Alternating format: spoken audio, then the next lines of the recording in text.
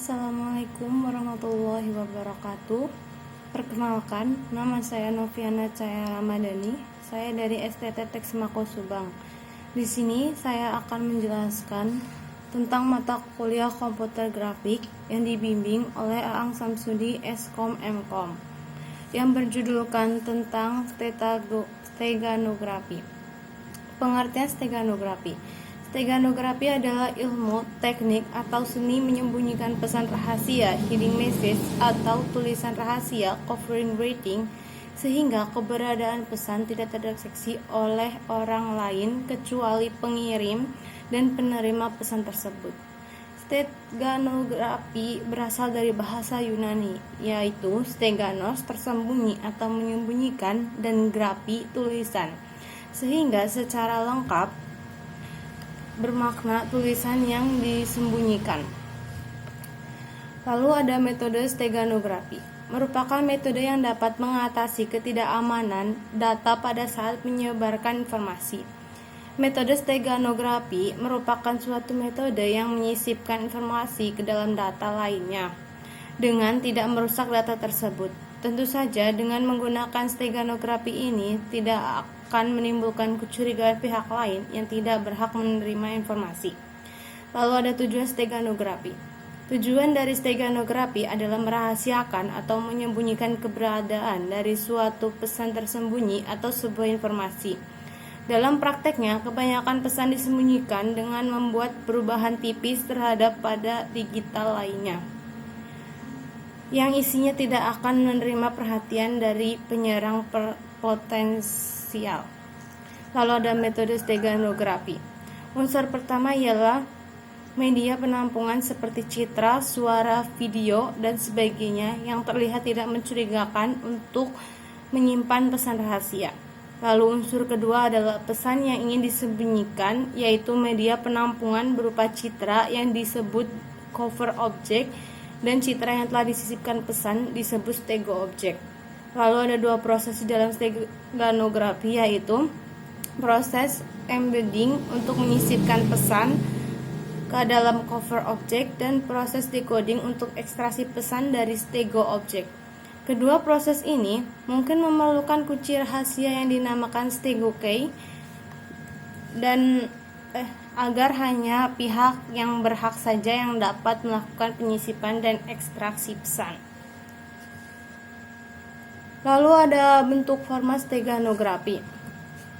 Bentuk format steganografi dibagi menjadi 4, yaitu yang pertama ada teks, yaitu menyembunyikan pesan rahasia di setiap huruf ke N pada setiap kata di dalam pesan teks yang digunakan sebagai media penampung.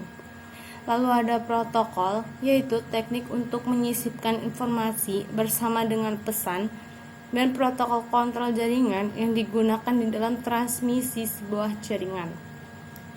Lalu ada video dan audio, yaitu menyembunyikan informasi di dalam file suara atau video.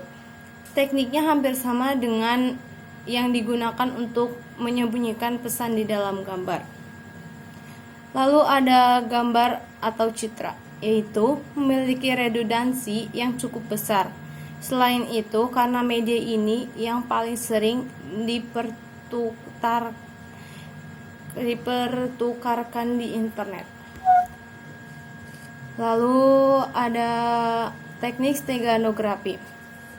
Teknik steganografi dibagi menjadi 6, yaitu ada teknik substitution system, yaitu dengan mengganti redundancy bit atau bit yang tidak dibutuhkan dari cover data dengan bit dari pesan rahasia. Namun terdapat kekurangan dengan metode penyembunyian pesan dengan cara substitusi ini, yaitu kelemahan gambar terhadap pengelolaan citra. Lalu ada teknik transform domain, yaitu menyembunyikan pesan di dalam transform space dari sebuah signal dengan format JPG. JPG akan membuat aproksimasi dari dirinya agar menjadi lebih kecil. Perubahan dan aproksimasi itu adalah mengubah ruang, dan perubahan itu dapat digunakan untuk menyembunyikan informasi.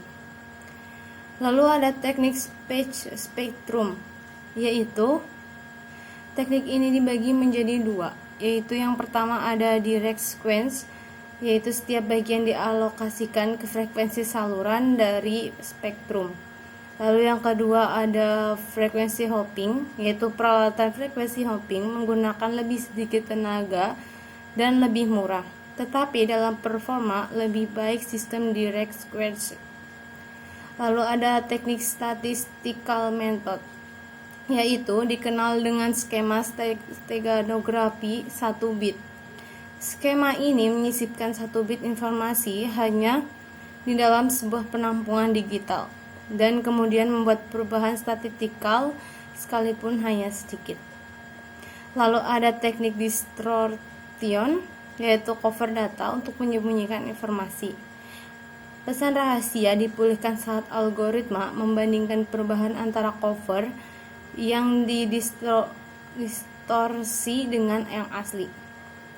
Lalu ada teknik convert generation, yaitu membuat sebuah cover data dengan tujuan utama dari penyembunyian pesan. Spam image adalah salah satu contoh metode cover generation yang sangat bagus. Lalu ada metode steganografi. Metode ini dibagi menjadi 4, yaitu less significant bit atau LSB, yaitu menyembunyikan pesan pada media digital tersebut berbeda-beda. Pada berkas bitmap 24 bit, setiap pixel titik-titik pada gambar tersebut terdiri dari susunan 3 warna, yaitu merah, hijau, dan biru atau RGB, yang masing-masing disusun oleh bilangan 8 bit atau byte form dari 0 sampai 255 atau dengan format biner 0 8 kali sampai satunya juga 8 kali. Dengan demikian, pada setiap pixel berkas bitmap 24 bit kita dapat menyisipkan 3 bit data. Lalu ada algoritma dan transformation.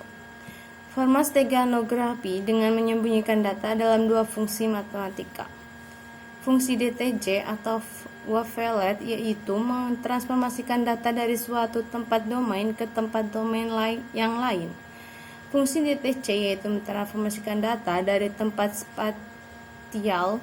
spatial domain ke frekuensi domain.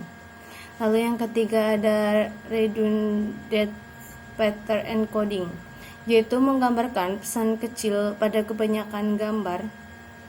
Keuntungan dari metode ini adalah dapat bertahan dari cropping atau kegagalan. Kerugiannya yaitu tidak dapat menggambarkan pesan yang lebih besar. Lalu ada spread spectrum method, yaitu terpencar-pencar sebagai pesan yang diacak encrypted melalui gambar, tidak seperti dalam LSB. Untuk membaca suatu pesan, penerima memerlukan algoritma yaitu cryptokey dan stegokey. Metode ini juga masih mudah diserang, yaitu penghancuran atau pengerusakan dalam konvensi atau proses image atau gambar. Lalu ada jenis-jenis steganografi. Yang pertama ada injection, yaitu suatu teknik menanamkan pesan rahasia secara langsung ke suatu media. Sering juga disebut embedding. Masalah dari teknik ini adalah ukuran media yang diinjeksi menjadi lebih besar dari ukuran normalnya, sehingga mudah dideteksi. Lalu yang kedua ada substitusi, yaitu data normal digantikan dengan data rahasia. Biasanya hasil teknik ini tidak terlalu mengubah ukuran data asli, tetapi tergantung pada file media dan data yang akan disembunyikan. Teknik substitusi ini bisa menurunkan kualitas median yang ditumpangi.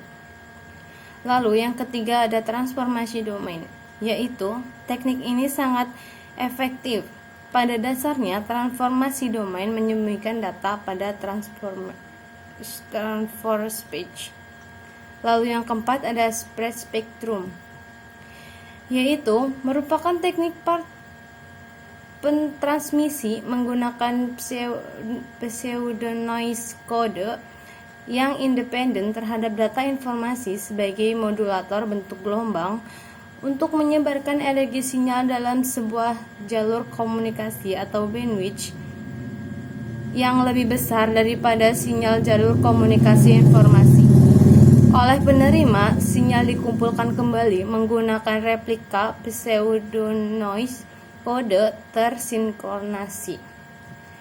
Lalu yang kelima ada statistical method, yaitu teknik ini disebut juga dengan steganografi bit 1 bit. Skema tersebut menanamkan 1 bit informasi pada media tumpangan dan pengubahan statistik walaupun hanya 1 bit.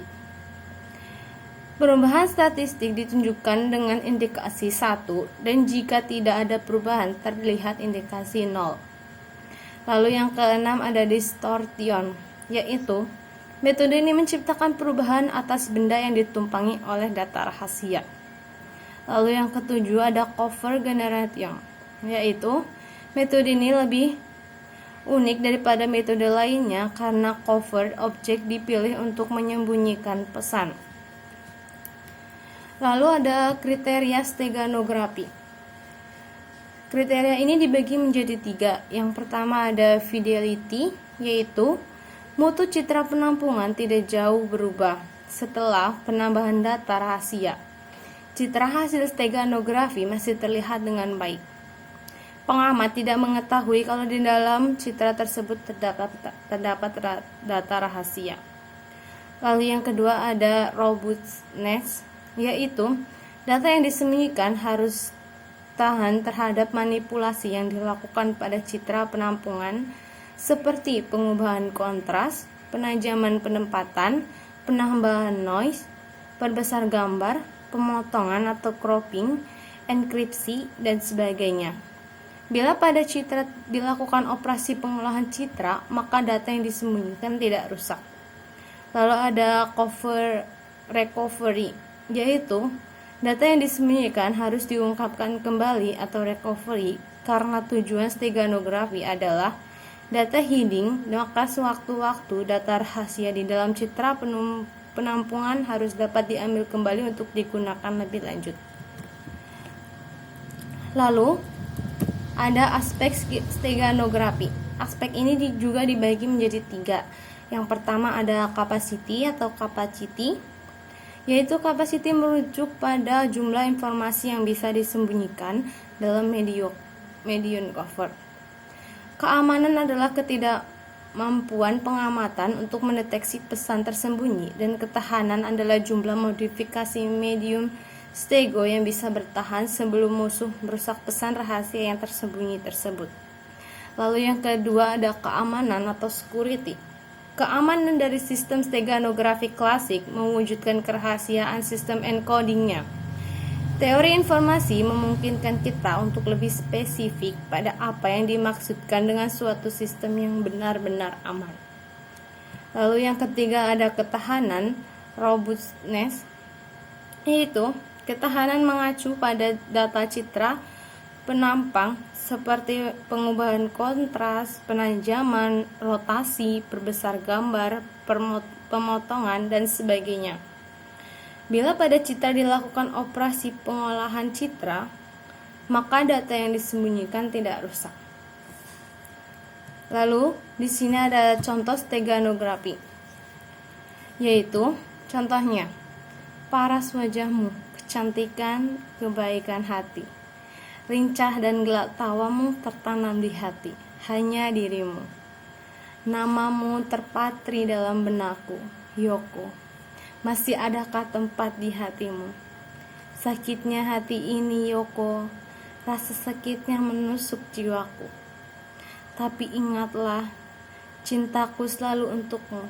Jangan kau pernah lupakan cintaku. Hanya ada untukmu, Yoko. Nah, di sini juga ada jawabannya, yaitu untuk setiap bait ambillah huruf pertama pada baris pertama, huruf terakhir pada baris selanjutnya, kemudian untuk baris selanjutnya ambil lagi huruf pertama, kemudian huruf terakhir untuk baris selanjutnya. Jadi jika disambungkan menjadi satu akan menjadi pilih nomor 7. Ya, seperti itu. Sekian dari saya. Terima kasih untuk perhatiannya. Mohon maaf jika ada salah-salah kata yang saya ucapkan. Terima kasih untuk perhatiannya. Wassalamualaikum warahmatullahi wabarakatuh.